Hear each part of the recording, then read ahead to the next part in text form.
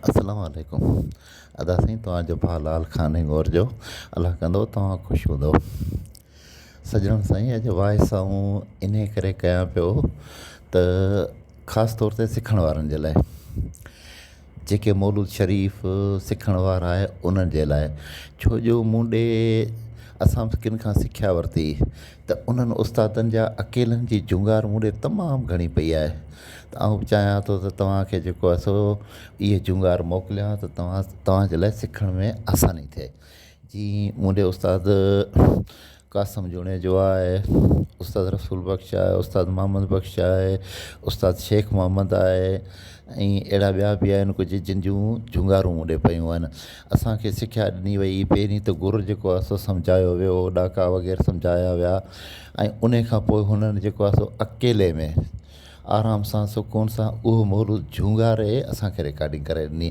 त अॼु उहो असांखे कमु ॾिए पई, ऐं इनशा अल्लाह जेको आहे सो आउं तव्हां ॾे बि मोकिलींदुसि। अकेले जी जुंगार में जो हिसाबु इहो ई आहे त अकेले में छॾणी ॿधणी आहे, छॾणी आहे, ऐं उन जी मंज़िल आहे, गुर गिराम जी सॼी ख़बर पए थी, मुर्कनि जी ख़बर पए थी।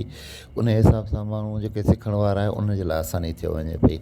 त हाणे आउं पहिरीं इनशा अल्लाह उस्ताद शेख मोहम्मद जा मौलूद कुझु मूं एडिटिंग कया, उन जा मौलूद तमामु घणा मूं ॾे पिया आहिनि, सभिनी जा तमामु घणा पिया आहिनि।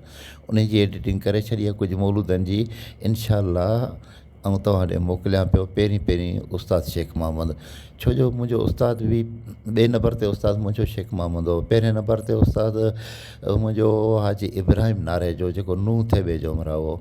ऐं इनशा अल्लाह जेको आहे सो ऐं महिनत करे तव्हांजे लाइ कुझु ॾींहं गैप पइजी वियो, उन करे मुंहिंजी तबियत थोरो सेट कोन्हे। हाणे इनशा अल्लाह मोकिलींदुसि, अलाह मदद कई आहे, हबीब जे सदके तबियत बि सही आहे।